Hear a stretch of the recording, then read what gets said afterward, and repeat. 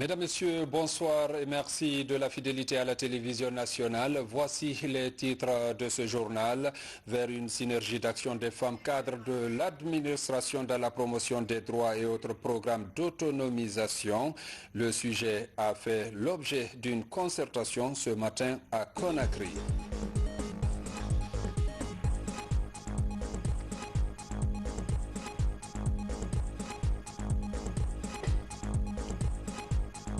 Et puis, lancement d'une nouvelle radio de proximité dans la commune de Kaloum. Phonique FM s'intéresse à l'épanouissement des jeunes dans notre pays. Vous aurez les détails dans ce journal. Le barrage de Mangalabé, victime d'agression de la part des riverains sur le terrain, une campagne de restauration est en cours pour sauver la rivière qui arrose la commune urbaine. C'est tout pour les titres. Une fois encore, bonsoir et merci de la fidélité à la télévision nationale. On ouvre ce journal par ce message départ du chef de l'État. À l'occasion de la célébration de la fête nationale du Qatar, le chef de l'État, professeur Alpha Condé, a adressé à son Altesse Cheikh Tamim bin Hamad Al Thani, émir de l'État de Qatar, ses vives et chaleureuses félicitations ainsi que celles de son gouvernement et du peuple de Guinée. Le chef de l'État a aussi saisi cette opportunité pour réaffirmer sa ferme détermination à contribuer au renforcement et à l'élargissement des liens d'amitié et de coopération unissant la Guinée et l'État du Qatar. Autre chose de ce journal présidentiel 2020, plusieurs partis politiques manifestent leur intérêt pour le scrutin. Ce matin, de nouvelles candidatures ont été enregistrées par la commission de réception constituée à cet effet au niveau de la Cour constitutionnelle. Le point avec Makeme Donzo. En 3 jours, la commission de réception des candidatures pour la présidentielle du 18 octobre a enregistré 6 candidatures. Ce vendredi, c'est Dr Makale Traoré, présidente du pacte, parti de l'action citoyenne par le travail, qui a été la première à être reçue. Accompagnée de son époux et quelques membres de son parti, Dr Makale présente les documents d'état civil, plus un reçu de 800 millions de francs guinéens livrés par le Trésor public. La présidente du pacte est pour le moment la seule femme recensée à cette compétition électorale de 2020. C'est un sentiment de satisfaction et de fierté, mais en même temps de lourde responsabilité. Et comme je m'y suis engagée devant les Guinéens, je vais tout faire pour les assumer, ces responsabilités. Je vais les assumer au nom des Guinéens, pour les Guinéens, et pour la nation. Dr Ousmane Kaba, président du PADES, Parti des démocrates pour l'espoir, et Abbé Silla, président de la NGR, Nouvelle Génération pour la République, se sont aussi acquittés de leur devoir qui devra les permettre à conquérir la magistrature suprême. Je viens de poser ma candidature à la présidence de la République. J'ai fini mon examen médical. Je pense que tout s'est très bien passé et j'espère que vous allez tous voter pour moi. Nous venons de confier le dossier de candidature du parti PADES à Dieu le Tout-Puissant, l'Éternel, l'Omnipotent et l'Omniscient et au peuple de Guinée. La Guinée aujourd'hui est à un carrefour où nous souhaitons donner la chance au peuple de Guinée de déterminer son destin. À ce jour, seulement 6 partis politiques sont enregistrés à la Cour constitutionnelle.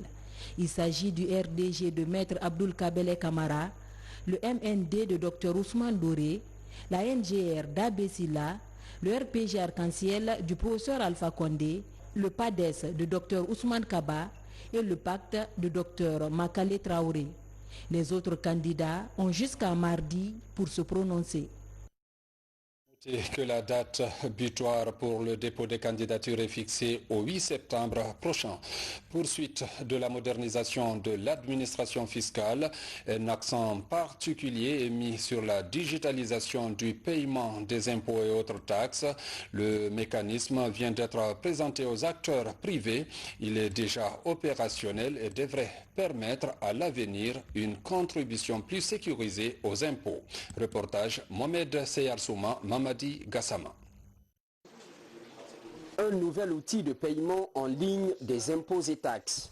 Il est baptisé e-tax. Pour y accéder, l'opérateur privé est d'abord tenu d'avoir son numéro d'immatriculation fiscale. Sa mise en place est assurée par la Direction nationale des impôts. Aujourd'hui, tout se fait de façon électronique.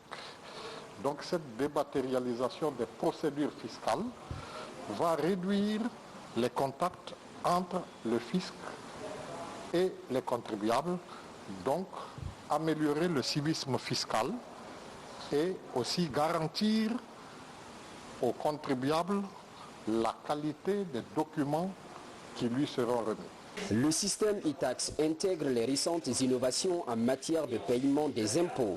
Les ressources financières seront davantage sécurisées, une garantie défendue par l'opérateur technique. Cet outil, nous disposons d'une forte expérience de presque une petite dizaine d'années dans des projets similaires dans des pays de la sous-région.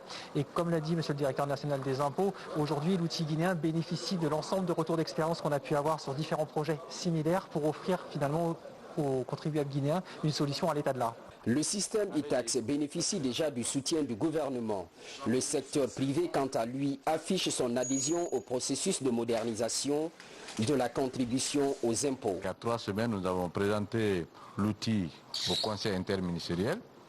Le Conseil interministériel a donné son quitus pour la mise en place rapide de cet outil. Ça vient compléter d'autres réformes qu'on a eu à faire, notamment le guichet unique du commerce extérieur. Après la présentation du système e-tax aux banquiers et opérateurs économiques, le ministre du Budget fixe le lancement de ce portail Internet en fin décembre 2020. L'autonomisation des femmes est au cœur des préoccupations du gouvernement. La ministre Awa Beavogui a échangé ce matin avec les femmes cadres de l'administration sur la question. Une synergie d'action et de cohésion sociale est envisagée pour promouvoir l'épanouissement de cette couche dans les différentes communautés. Reportage Djamokaba. Rendre les femmes autonomes, une des principales priorités du chef de l'État. Ici, au jardin du 2 octobre, les femmes sont mobilisées pour l'atteinte de cet objectif. L'idéal est de promouvoir une vision commune entre les femmes cadres de l'administration publique et le ministère des droits et de l'autonomisation des femmes. Une vision qui tient compte des questions de genre pour impulser un nouvel élan à la promotion féminine. Nous sommes conscients, les femmes toutes de l'Assemblée ont fait part de leurs préoccupations à Madame la ministre, que nous espérons pouvoir et qu'elle pourra porter très haut et être notre porte-parole auprès des autorités, de nos responsables de la direction. Monsieur le Président de la République soit remercié pour tout ce qu'il est en train de faire pour l'émancipation de la femme guinéenne. Et nous osons espérer que cet élan amorcé par Monsieur le Président de la République sera pris de plus belle et que dans l'intérêt supérieur de la femme guinéenne, vu que nous représentons 52% de la population guinéenne, on ne va pas seulement être là à titre d'observatrice, mais il faudrait que les femmes soient actrices de développement. Ce rendez-vous est organisé pour partager les valeurs de paix entre femmes. Principal enjeu, conforter l'harmonie. Une occasion pour les responsables de la Fondation Prosmi de faire passer des messages de paix. L'occasion nous a été donnée de dire à toutes ces braves dames qu'à leur tour, dans leurs différents foyers, dans leurs différents services, puissent passer le message de la paix. Parce que c'est elles qui peuvent apaiser. Le défi est de créer une synergie d'action tout en stimulant une cohésion sociale pour un développement durable. Un programme du ministère des Droits et de l'autonomisation des femmes qui interpelle désormais les femmes cadres de l'administration publique à remuer la fibre patriotique des 12 millions de Guinéens autour des idéaux de paix. Toujours dans le cadre de l'autonomisation des femmes, un programme présidentiel fait du chemin. À Gbessia, Cité de l'Air, 50 femmes au foyer bénéficient d'une formation en saponification. Le projet est mis en œuvre par le Forum des femmes pour la paix. Reportage Mamadi Ternakamisoko. C'est un programme présidentiel qui fait du chemin dans le pays. Dans le cadre de l'autonomisation des femmes, des initiatives locales se créent. À Gbessia, Cité de l'Air, 50 femmes au foyer apprennent la saponification. Le projet est tenu par le Forum des femmes de Guinée pour la paix et le village Prac. Aider ces femmes responsables de famille à sortir de la dépendance en leur offrant la chance d'entreprendre une activité génératrice de revenus est le principal défi. Elles vont être propres à travers ça. Elles vont se réunir autour d'un objectif génératrice de revenus. Ensuite, la vente de ça les revient de droit.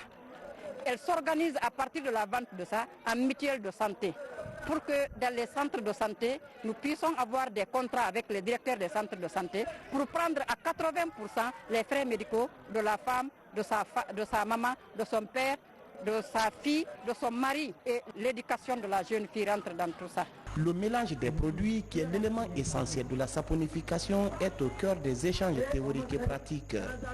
Une équipe de formateurs composée de 5 femmes et de 2 hommes appuie ses bénéficiaires à entreprendre. L'un des acquis du professeur Alpha Condé, c'est bien sûr son combat pour l'autonomisation des femmes. Nous sommes là pour en tout cas apporter le message d'encouragement de nos chefs du village et leur dire que nous sommes plus que jamais déterminés à leur soutenir, à leur accompagner. Gbessia, Cité de l'Air est le 25e quartier bénéficiaire de ce projet de formation. Une action qui touche actuellement 23 préfectures de l'intérieur du pays. Dans le même chapitre encore, les personnes vivant avec le handicap entendent mutualiser leurs forces pour se faire entendre. Elles ont décidé de s'unir pour mieux défendre leurs droits. Principale préoccupation, relever le défi de leur autonomisation à l'échelle continentale. Mohamed De Camara. Dans plusieurs pays africains, les personnes handicapées sont souvent marginalisées, leurs droits également bafoués. C'est ce constat qui amène cette couche sociale à prendre leur destin en main. Elles sont désormais réunies en association à l'échelle régionale et sous-régionale. Leur ambition est relever le défi de leur propre autonomisation sur le continent. Nous avons constaté que l'école, c'est vraiment la base de tout. Et c'est pourquoi nous insistons pour que chaque enfant handicapé puisse avoir l'opportunité d'aller à l'école sur la base de l'égalité avec les autres enfants des différents pays et que nous puissions former des véritables acteurs de développement. En Guinée, l'inclusion sociale des personnes handicapées est devenue une réalité. Plusieurs réformes ont été opérées sur le plan national en faveur de leur bien-être. C'est le lieu de remercier le gouvernement guinéen par des dispositions prises en faveur des personnes handicapées. Et vous avez notamment le ministère de la Santé, le ministère de l'Éducation nationale, le ministère de l'Action sociale qui a fourni beaucoup d'efforts.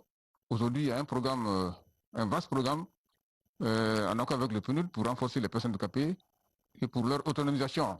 Nous espérons qu'à la sortie de l'atelier, les personnes handicapées qui sont sur la formation seront à même maintenant de porter vraiment les projets qu'ils vont soumettre pour le financement au niveau du gouvernement.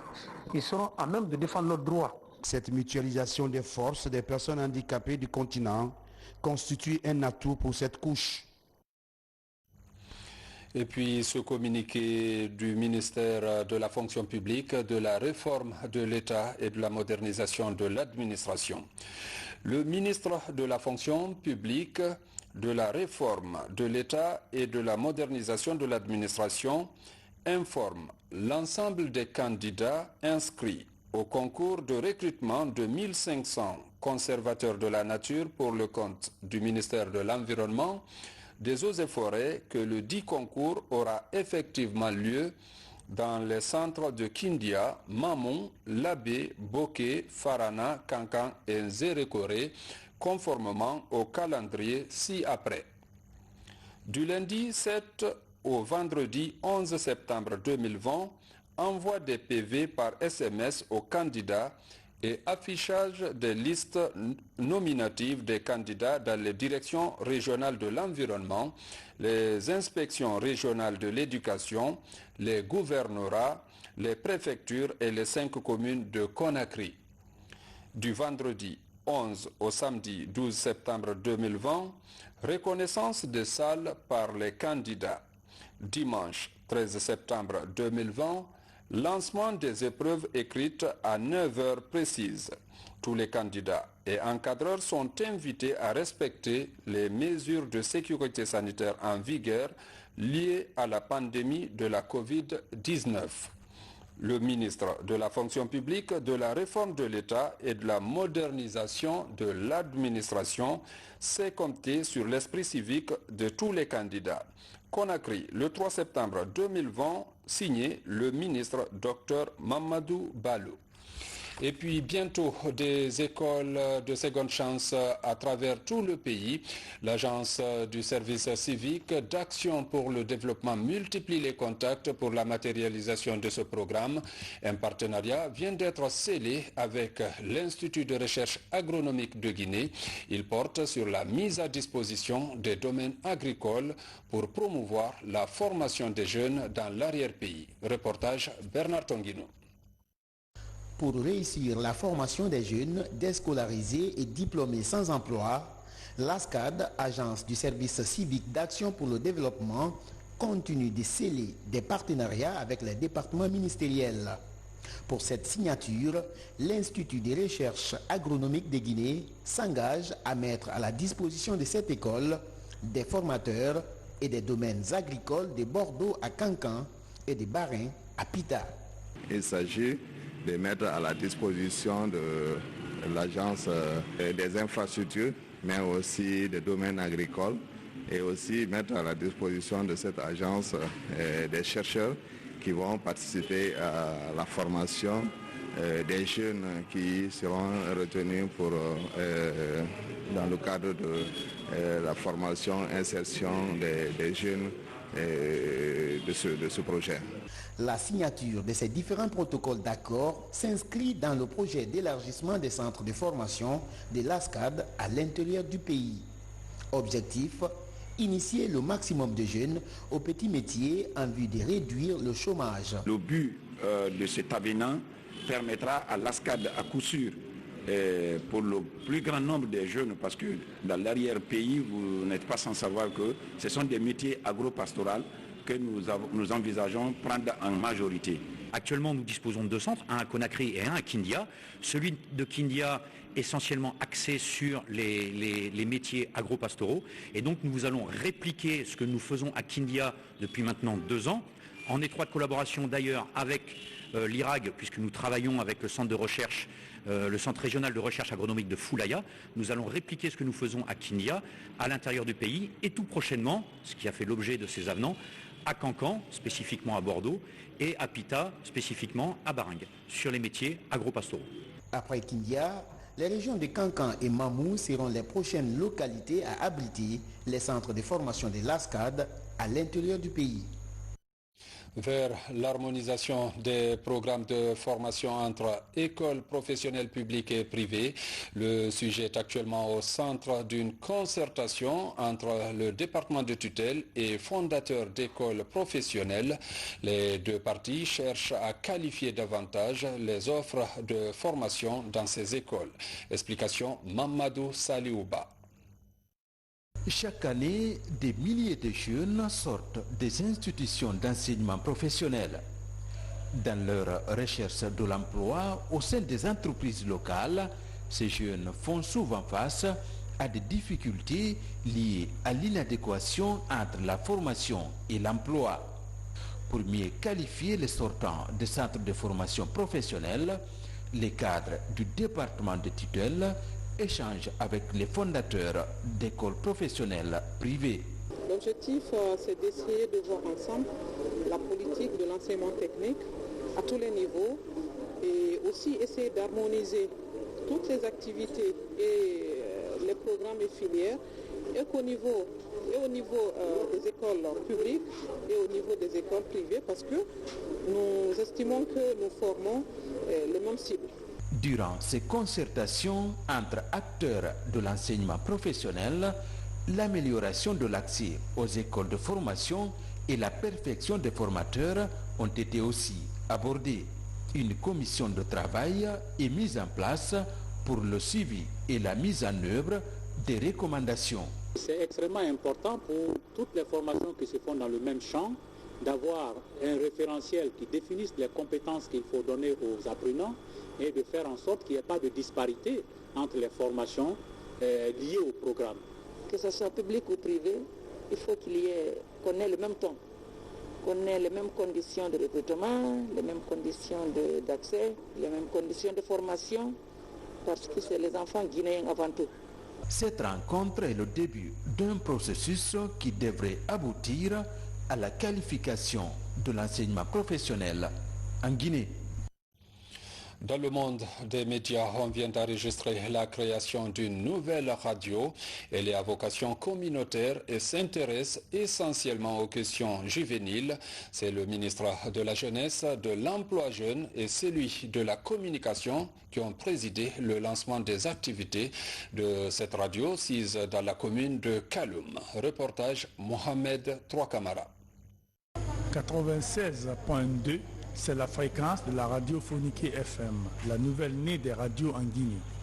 Elle est située à la Blue Zone de Kaloum au quartier Limania. Pour un départ, elle a un émetteur d'une puissance de 300 watts. Cette capacité lui permet actuellement de couvrir les communes de Kaloum, Dixine et Matam. Foniké FM est une radio apolitique qui compte aussi élargir sa zone de couverture. La réussite de cette œuvre est aussi au ministère de la Communication. La radio communautaire est un outil de communication extraordinaire, comme vient d'expliquer la représentante de Talents et Spectacles. Cette radio de la jeunesse est financée par le Fonds des Nations Unies pour la population UNFPA en collaboration avec le groupe Bolloré sur l'initiative du gouvernement guinéen. Donc aujourd'hui, cette radio vient comme une cerise sous le gâteau qui vient enfin nous permettre d'élargir nos activités, de communiquer avec les jeunes, de partager avec eux, de les informer et surtout de leur permettre d'échanger entre eux. Les ministres de la Jeunesse et Emploi Jeune, de l'Information et de la Communication à l'inauguration ont remis la licence tout en clarifiant la mission de cette radio communautaire en faveur de la jeunesse. À cet instant solennel, permettez-moi de rendre un vibrant hommage à M. le Président de la République, le professeur Alpha Condé, dont l'implication personnelle a permis à mon département de doter aux jeunes de Guinée cet important outil d'information, d'animation, de formation, d'éducation, de sensibilisation et de plaidoyer.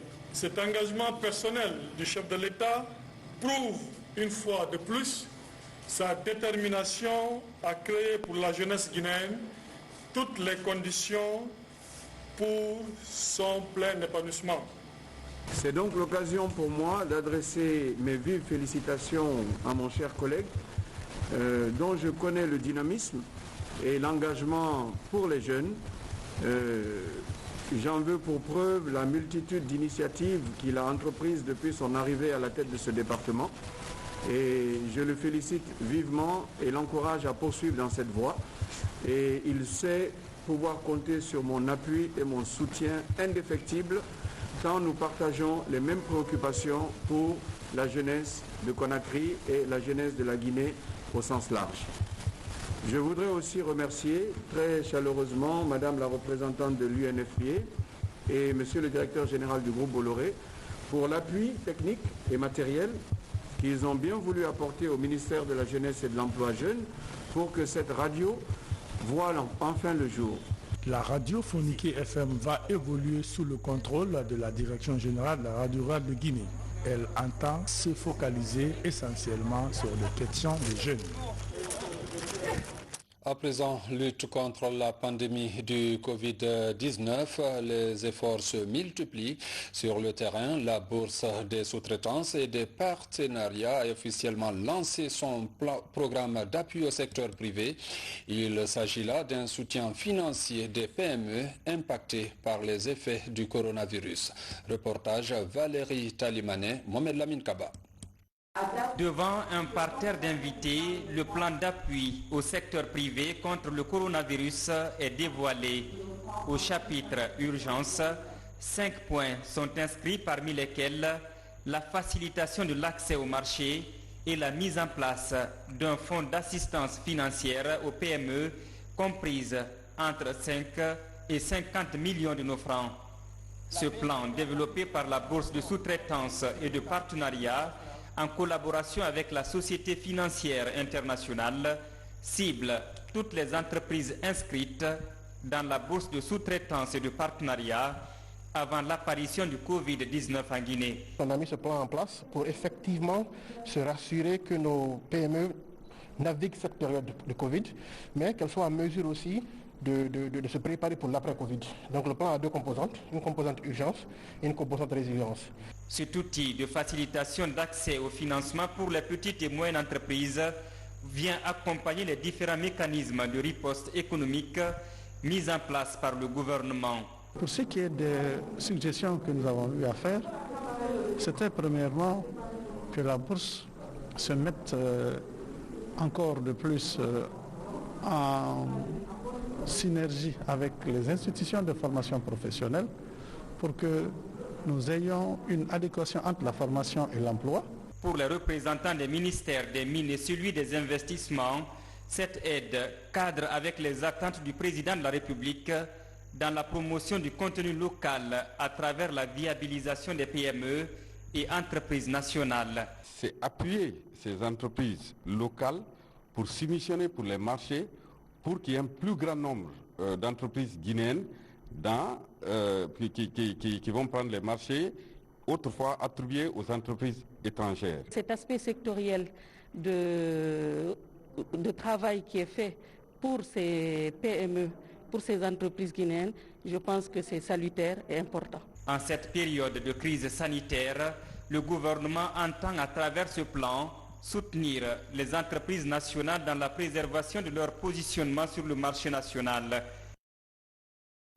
Une autre lutte dans le domaine sanitaire, c'est celle menée par le programme élargi de vaccination.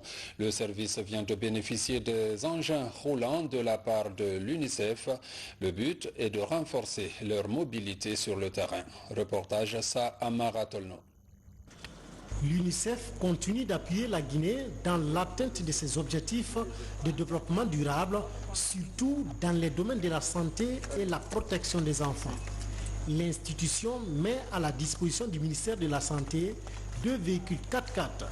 Les engins sont destinés au programme élargi de vaccination et à l'unité de gestion et d'appui à la coordination des programmes de santé. L'UNICEF réitère son engagement à soutenir les efforts du gouvernement de la Guinée pour atteindre les objectifs de développement durable, avec un accent particulier sur la fonctionnalité des districts sanitaires, l'augmentation du taux de couverture des enfants complètement vaccinés, la création des alliances avec tous les partenaires au développement, tels que le Fonds mondial, l'Union européenne, la Banque mondiale, et également avec les ONG. Pour les responsables en charge de la santé, ces moyens logistiques d'un coût total de près de 600 millions de francs guinéens vont contribuer à élargir la couverture vaccinale des enfants à travers le pays. Il y a un véhicule qui est destiné au PEV, Programme élargi de vaccination. Et vous savez que le programme élargi de vaccination couvre l'ensemble du territoire national. Il est clair que les doter d'un moyen de transport permettra eux aussi d'aller distribuer les vaccins aussi loin que cela se fera et pour aussi faire le suivi pour la couverture vaccinale des enfants.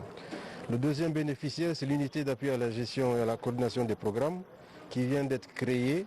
Et également, c'est un nouveau bureau qui va ici coordonner, si vous voulez, tous les acteurs financiers qui sont dans le renforcement du système de santé et également dans l'appui à la gestion aussi des programmes. Aider le gouvernement à finir avec la rougeole, la poliomyélite et le tétanos d'ici 2022 est l'objectif de l'UNICEF. Environnement, je vous l'annonçais dans les titres, lancement d'une campagne de reboisement le long du barrage de Mangalabé. L'opération est pilotée par le Centre de documentation environnementale pour le développement intégré du massif du Fouta Djallon. Cette restauration du couvert végétal a pour objectif de redonner à cette rivière sa renommée d'antan. Reportage Falilou Diallo, Sarafdine Diallo. L'histoire de cette rivière est aussi vieille que celle de la création de la cité de l'Abbé. Mais l'histoire du barrage de Mangalabé remonte juste après les indépendances. Mais aujourd'hui, ce site historique est victime d'agressions de la part des populations riveraines. Les maisons d'habitation sont construites jusqu'au lit de la rivière. Il y a des bâtiments qui sont là comme des champignons. Les gens oublient l'avantage de ce barrage pour les futures générations. Pour leur simple intérêt égoïste, ils viennent construire jusque dans le lit. Et finalement, vous avez vu, le lit est en train, la rivière est en train de disparaître. Et en ce moment, Mangalabé, historiquement, va perdre ses avantages. C'est pour restaurer ce couvert végétal que le Centre de recherche et de documentation environnementale pour le développement intégré du massif du Fouta Djallon a initié cette opération de reboisement. Elle est dénommée Protégeant les têtes de source de Dimay Bafing qui alimentent les fleuves Sénégal et Gambie.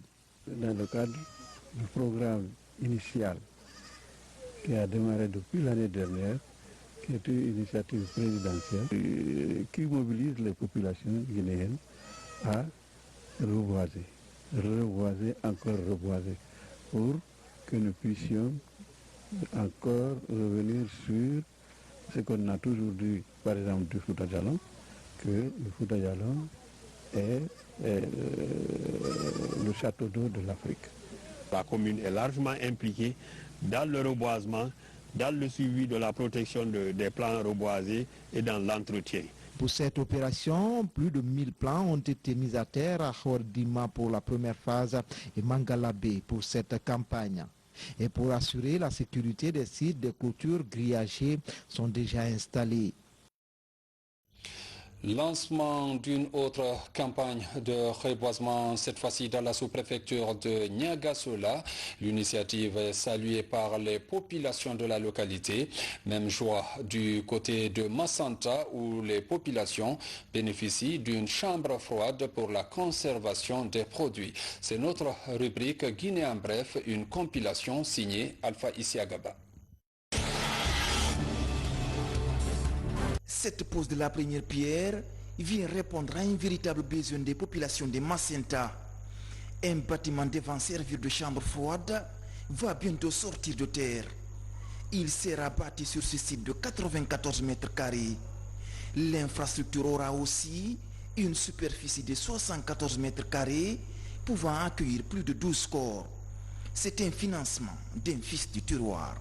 La construction de cette chambre froide pour toute la préfecture de Massanta est un ouvre de soulagement parce que nous serions maintenant indépendants par rapport à la gestion de nos morts qui vont être dans nos mains à Massanta ici. C'est aussi l'occasion pour nous de remercier très sincèrement son Excellence pour le financement de toutes les infrastructures, à savoir socio-économiques, politiques, religieuses et maintenant sanitaires. Bientôt une nouvelle école de 3 salles de classe et un poste de santé pour le district de Soindé dans la préfecture de Télémélé. C'est une œuvre qui sera réalisée par un fils du terroir dont l'ambition est de contribuer au développement communautaire de sa localité. Penser à aider ses parents, ses frères et sa famille, son village, est une obligation à mon avis pour tout être humain croyant et qui aime sa patrie et qui aime son pays. Mais au-delà, le chef de l'État, le président Alpha Condé, a manifesté et a toujours dit que lui, il est venu en Guinée pour aider les populations. Et donc, il estime que ceux qui sont à côté de lui, ceux qui l'accompagnent, doivent faire la même chose. Alors, ayant entendu son message qu'il faut aider, il faut que les hauts cadres aident les populations à la base, il était tout à fait naturel pour moi de venir assister mon village, mon district, d'où mes parents sont venus, d'où je viens, pour les aider à avoir un poste de santé et également à agrandir l'école. Ce village appelé Fidako est l'un des plus vieux districts de la sous-préfecture de Niagasola, préfecture de Sigiri. Il est peuplé de près de 3000 habitants, essentiellement des cultivateurs et des exportants miniers. À côté de ce village, cette mare appelée Faraban, la Grande Plaine. Aujourd'hui, elle est improductive et pour les animaux domestiques et pour les humains. Face à cette situation, une société de la place a appuyé la jeunesse de la localité pour curer la mare. Après le décapage de la mare par la société Wendi Mining, au mois de mai, nous avons jugé nécessaire d'acheter 550 pieds d'arbres. Ce sont ces arbres-là que nous sommes en train de planter autour de la mare pour sauver la mare Trabada, pour faire revivre la mare Trabada de Fidako.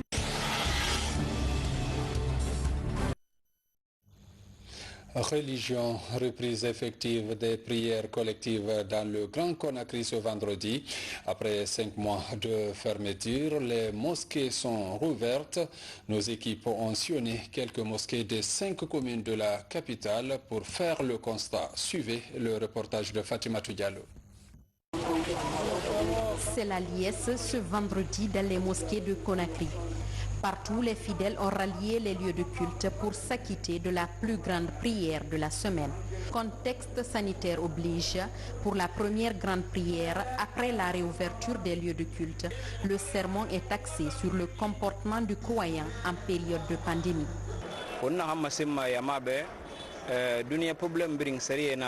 Ce que nous disons à la population, tout problème se règle par les règles. Nous devons respecter la loi pour nous protéger et protéger nos proches. Le prophète, paix et salut sur lui, disait « Mieux vaut prévenir que guérir ».